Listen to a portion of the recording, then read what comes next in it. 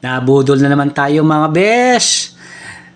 Bumili ako ng chocolate powder dito sa sa online shopping.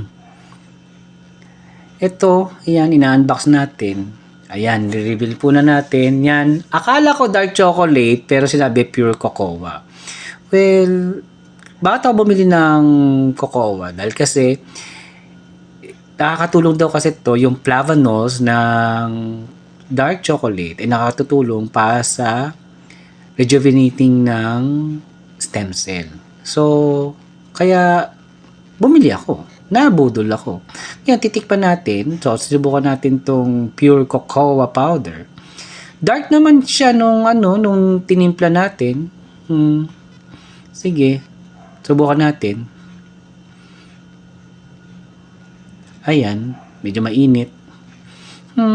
Okay naman. Pwede na.